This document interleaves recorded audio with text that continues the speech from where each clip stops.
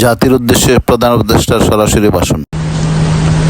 প্রিয় দেশবাসী, রাষ্ট্র কাঠামো সংস্কারের প্রস্তাব তৈরির লক্ষ্যে জাতীয় ঐকমত্য কমিশন নিরলসভাবে গত প্রায় 9 মাস ধরে কাজ করেছে।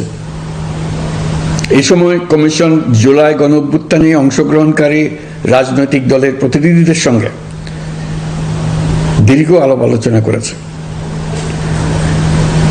অত্যন্ত সৌহার্দ্যপূর্ণ পরিবেশে ধৈর্য সহকারে রাজনৈতিক দলগুলো কমিশন কর্তৃক উত্থাপিত বিভিন্ন সংস্কার প্রস্তাব নিয়ে যুক্তিতর্ক উপস্থাপন করেছেন। মতের পার্থক্য থাকলেও তা কমিয়ে আনার চেষ্টা করেছেন। অনেক বিষয়ে ঐকমত্যে আসতে পেরেছেন। দেশবাসী সরাসরি সম্প্রচারের মাধ্যমে এই পুরো কার্যক্রম দেখতে পেরেছেন। এটি বাংলাদেশের রাজনীতির ক্ষেত্রে তো বটেই, পৃথিবীর অনেক দেশের জন্য এক অভূতপূর্ব ঘটনা। এটি ভবিষ্যৎ রাজনীতির জন্য আশাব্যঞ্জক। আমি ঐকমত্য কমিশনের সদস্যদের এবং রাজনৈতিক দলগুলোর নেতৃবৃন্দকে গণতান্ত্রিক চর্চার এই অসাধারণ আয়োজনকে সফল করার জন্য আবারও আন্তরিক ধন্যবাদ জানাচ্ছি। ঐকমত্য কমিশনের প্রণীত জুলাই সনদে সংবিধান বিষয়ক 30টি গুরুত্বপূর্ণ সংস্কার প্রস্তাবে রাজনৈতিক দলগুলোর মধ্যে ঐকমত্য তৈরি হয়েছে। এটি একটি ঐতিহাসিক অর্জন। কিছু প্রস্তাবে সামান্য ভিন্নমত আছে, বাকি অল্প কিছু প্রস্তাবে আপাতদৃষ্টে মনে হয় অনেক দূরত্ব আছে, যা গণতান্ত্রিক প্রক্রিয়ায় অস্বাভাবিক কিছু না। তবে খতিয়ে দেখলে দেখা যায় যে এইসব প্রস্তাবগুলোর ক্ষেত্রেও আসলে মতভিন্নতা খুব গভীর নয়।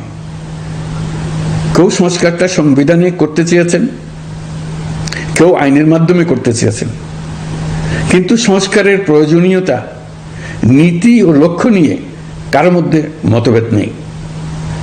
কাজেই রাজনৈতিক দলগুলোর প্রকাশ্য বক্তব্য যতখানি পরস্পর বিরোধী অবস্থানে আছে বলে মনে হয়, জুলাই সনদ সঠিকভাবে বিশ্লেষণ করলে ততখানি মত পার্থক্য দেখা যায় না। এটি আমাদের অনন্য অর্জন। এতে জাতি এগিয়ে যেতে সাহসী হয়। এসব বিবেচনায় রেখে এবং রাজনৈতিক দলগুলো কর্তৃক স্বাক্ষরিত জুলাই সনদকে মূল দলিল হিসেবে ধরে নিয়ে অন্তর্বর্তী সরকার আজকের উপদেষ্টা মণ্ডলীর সভায় জুলাই জাতীয় সনদ সংবিধান সংস্কার বাস্তবায়ন আদেশ 2025 অনুমোদন করেছে। এটা বিরাট খবর। প্রয়োজনীয় স্বাক্ষর শেষে এটি ইতিমধ্যে গেজেট নোটিফিকেশন করার পর্যায়ে পৌঁছে গেছে। জুলাই সনদ বাস্তবায়নের লক্ষ্যে এই আদেশে আমরা গুরুত্বপূর্ণ কিছু বিধান গ্রহণ করেছি। এর মধ্যে রয়েছে সনদের সংবিধান বিষয়ক সংস্কার প্রস্তাবনার উপর গণভোট অনুষ্ঠান এবং পরবর্তী সময়ে সংবিধান সংস্কার পরিষদ গঠনের সিদ্ধান্ত। আমরা সকল বিষয় বিবেচনা করে সিদ্ধান্ত নিয়েছি যে আগামী জাতীয় সংসদ নির্বাচনের দিনেই গণভোটের আয়োজন করা হবে। অর্থাৎ জাতীয় নির্বাচনের মতো গণভোটও ফেব্রুয়ারির প্রথমার্ধে একই দিনে অনুষ্ঠিত হবে। এতে সংস্কারের লক্ষ্য কোনোভাবে বাধাগ্রস্ত হবে না। নির্বাচন আরো উৎসবমুখর ও সাশ্রয়ী হবে। গণভোট অনুষ্ঠানের লক্ষ্যে উপযুক্ত সময়ে প্রয়োজনীয় আইন প্রণয়ন করা হবে। জুলাই সনদের আলোকে আমরা গণভোটের ব্যালটে উপস্থাপনীয় প্রশ্নও নির্ধারণ করেছি। আমি প্রশ্নটি এখন আপনাদের সামনে পাঠ করে শোনাচ্ছি। প্রশ্নটি হবে এরকম: আপনি কি জুলাই জাতীয় সনদ সংবিধান সংস্কার বাস্তবায়ন আদেশ 2025 এবং জুলাই জাতীয় সনদের লিপিবদ্ধ সংবিধান সংস্কার সম্পর্কিত নিম্নলিখিত প্রস্তাবগুলোর প্রতি আপনার সম্মতি জ্ঞাপন করছেন? ক, নির্বাচনকালীন সময়ে তত্ত্বাবধায়ক সরকার, নির্বাচন কমিশন এবং অন্যান্য সাংবিধানিক প্রতিষ্ঠান জুলাই সনদে বর্ণিত প্রক্রিয়ার আলোকে গঠন করা হবে। খ, আগামী সংসদ হবে 2 কক্ষ বিশিষ্ট। জাতীয় সংসদ নির্বাচনে দলগুলোর প্রাপ্ত ভোটের অনুপাতে 100 জন সদস্য বিশিষ্ট একটি উচ্চকক্ষ গঠিত হবে এবং সংবিধান সংশোধন করতে হলে উচ্চকক্ষের সংখ্যাগরিষ্ঠ সদস্যের অনুমোদন দরকার হবে। গ, সংসদে নারীর প্রতিনিধি বৃদ্ধি, বিরোধী দল থেকে ডেপুটি স্পিকার ও সংসদীয় কমিটির সভাপতি নির্বাচন, প্রধানমন্ত্রীর মেয়াদ সীমিতকরণ, রাষ্ট্রপতির ক্ষমতা বৃদ্ধি, মৌলিক অধিকার সম্প্রসারণ, বিচার বিভাগের স্বাধীনতা ও স্থানীয় সরকার সহ বিভিন্ন বিষয়ে যে 30টি প্রস্তাবে জুলাই জাতীয় সনদে রাজনৈতিক দলগুলোর ঐকমত্য হয়েছে, সেগুলো বাস্তবায়নে আগামী নির্বাচনে বিজয়ী দলগুলো বাধ্য থাকবে। ঘ, জুলাই সনদে বর্ণিত অন্যান্য সংস্কার রাজনৈতিক দলগুলোর প্রতিশ্রুতি অনুসারে বাস্তবায়ন করা হবে। গণভোটের দিন এই 4টি বিষয়ের উপর একটি মাত্র প্রশ্নে আপনি হ্যাঁ বা না ভোট দিয়ে আপনার মতামত জানাবেন। গণভোটের সংখ্যাগরিষ্ঠ ভোট হ্যাঁ সূচক হলে আগামী সংসদ নির্বাচনে নির্বাচিত প্রতিনিধি নিয়ে একটি সংবিধান সংস্কার পরিষদ গঠিত হবে। এই প্রতিনিধিগণ একই সাথে জাতীয় সংসদের সদস্য হিসেবে দায়িত্ব পালন করবেন। পরিষদ তার প্রথম অধিবেশন শুরুর তারিখ হতে 180 কার্য দিবসের মধ্যে সংবিধান সংস্কার করবে। সংবিধান সংস্কার সম্পন্ন হওয়ার পর 30 কার্য দিবসের মধ্যে সংসদ নির্বাচনে প্রাপ্ত ভোটের সংখ্যানুপাতে উচ্চকক্ষ গঠন করা হবে। এর মেয়াদ হবে নিম্নকক্ষের শেষ কার্য দিবস পর্যন্ত।